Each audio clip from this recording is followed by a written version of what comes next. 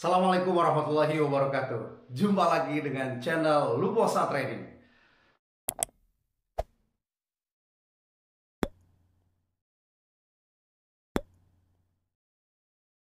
Guys, hari ini pengalaman satu training juga di public speaking. Istilah healing atau bagaimana public speaking mampu mengobati seseorang itu luar biasa, guys. Ini ada satu penampilan dari salah satu peserta saya.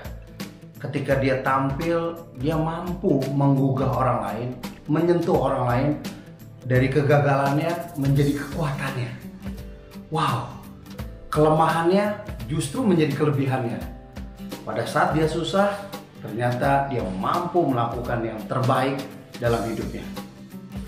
Mari kita saksikan videonya. Assalamualaikum warahmatullahi wabarakatuh. Oke, selamat siang semua. Tadi sudah break ya? Sudah dapat makan semua? Ada yang kurang? Oke, apa kabarnya hari ini? Oke. Pada kesempatan kali ini saya mau cerita tentang masa lalu yang membawa saya sampai ke titik ini. Tahun 2020 mungkin tahun terberat, bener gak sih?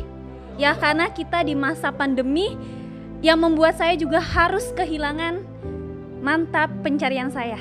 Saya harus berpisah dengan teman saya, dengan perusahaan yang sudah membuat saya nyaman pada saat itu. Sehingga saya harus di rumah karena omset perusahaan saya yang dulu turun dan down. Singkat cerita, pasti yang namanya kehilangan sedih, benar? Ya, saya merasakan hal itu. Nangis tentu, marah iya, kecewa apalagi.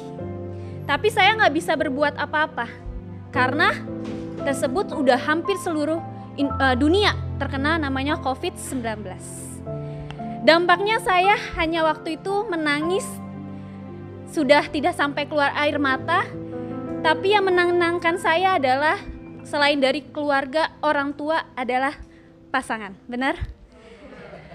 Waktu itu saya merasa pasangan saya adalah hal yang membuat saya semangat hidup. Ya, yang membuat saya akhirnya mau makan dan lain-lain. Tapi pada pertengahan bulan ketika saya merasa wanita terberuntung saat saya di bawah masih ada yang mau dengan saya, mendampingi saya, ternyata saya salah. Ya. Saya harus kehilangan kedua kalinya di tahun itu. Dikarenakan pasangan saya mencari wanita lain. Sudah pernah diselingkuhin? Mbak Adel diselingkuhin atau yang jadi selingkuhan? Ya. Katanya ketika saya konfirmasi ke teman saya, why saya diselingkuhin? Kurang apa saya? Kenapa terjadi pada saat saya harus kehilangan juga pekerjaan saya? Ada 2 poin yang sampai saat ini saya kenang dan masuk ke hati saya. Yang pertama, karena saya nggak bekerja. Yang kedua, saya kurang cantik. Tahu? Rasanya mendalam hati saya. Ya, saya di rumah tambah nangis. Ya, ketika saya nggak punya lagi teman cerita, saya bercerita ke orang tua saya.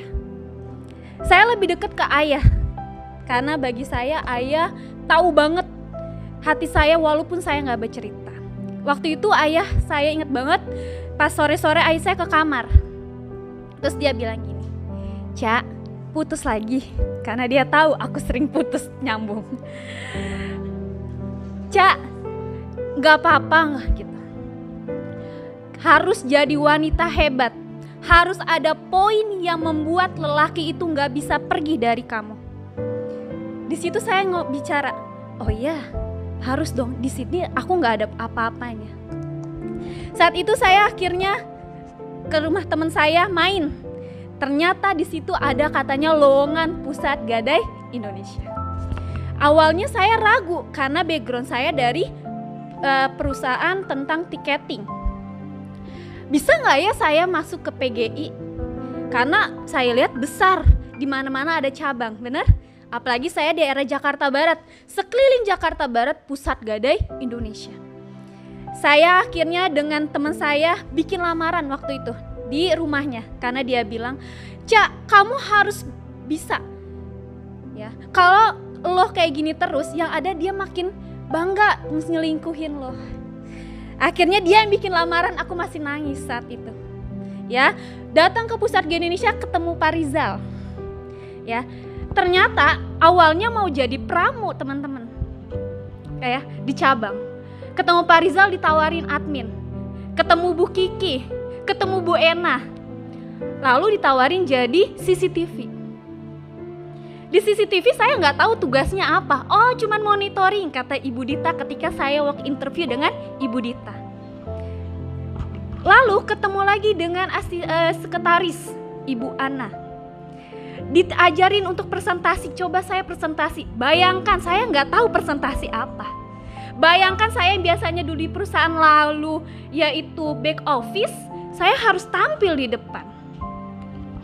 Ya, saya nggak tahu materi saat itu apa, sama seperti ini. Nggak tahu materi pengen saya sampaikan apa. Saya berbicara saja di depan Bu Kiki, di depan Bu Ana. Ya, ketika itu akhirnya ketemu lagi saya dengan Pak Rizal dan Bu Kiki. Katanya besok kerja. Tapi kalau tadi Bu Siska katanya langsung diterima, saya tunggu sebulan. Tahu sebulan lagi sedih-sedihnya, udah interview nggak dipanggil-panggil, tiba-tiba jam 1 saya ditelepon sama Pak Rizal, suruh datang. Datang nih teman-teman, ya siapa yang saya ketemuin pertama kali? Siska? Bukan, Max. Saya dijilat dulu tuh rok saya. Ya, Max sama dulu resepsionis Mbak Vivi. Saya dikejar dulu. Ya kejar-kejar gitu. Akhirnya saya merasa bismillah deh. Ya udah CCTV, monitoring sampai minnya nambah dah. Ya karena pengen kerja. Ketika sudah akhirnya diinformasikan gini sama Bu Kiki. Oke, kamu besok kerja menjadi HRD rekrutmen. Mati berdiri. Apa yang mau dikerjain? Ya enggak. Tapi saya merasa ini tantangan saya. 2 kali tantangan.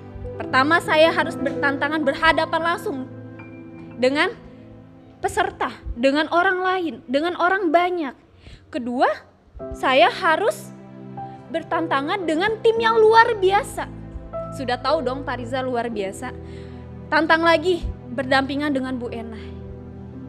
Berarti saya nggak boleh hanya jalan, harus berlari. Kalau saya diem aja berarti saya kalah. Ya, itu poin yang pengen saya sampaikan ke teman-teman adalah teman-teman harus bangkit. Sampai orang yang merendahkan teman-teman melihat sisi terburuk sampai bingung nih, mana sisi terburuk dari kalian.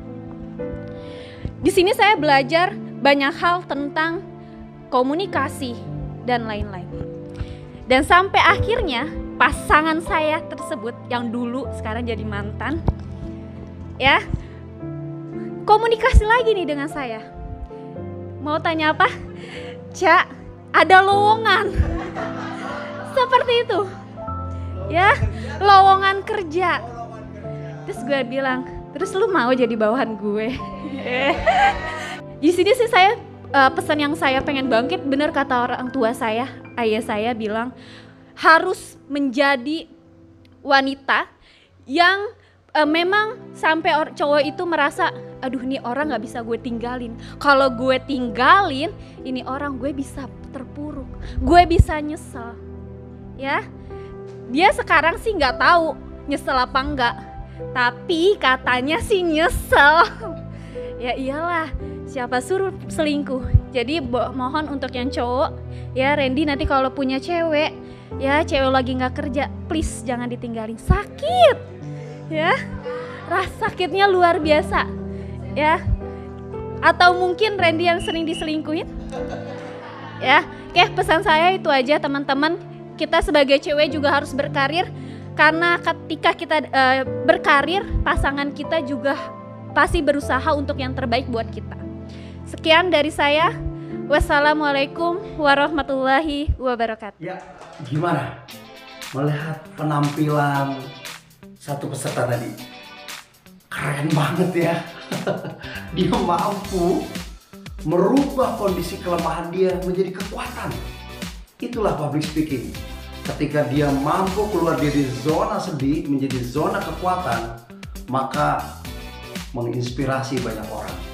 Guys, itulah public speaking is healing. Merubah dari rasa sakit menjadi sebuah kekuatan. Komunikasi membuat dia keluar dari kelemahannya menjadi kehebatannya. Anda pun bisa melakukan seperti yang dilakukan peserta saya ini. Oke, sampai jumpa lagi di channel berikutnya. Izinkan kami terus sharing kepada Anda bagaimana mampu tampil di depan umum. Tolong bantu like, komennya, kasih masukannya, dan subscribe. Sampai jumpa lagi dengan saya Samsur Rahman. Assalamualaikum warahmatullahi wabarakatuh.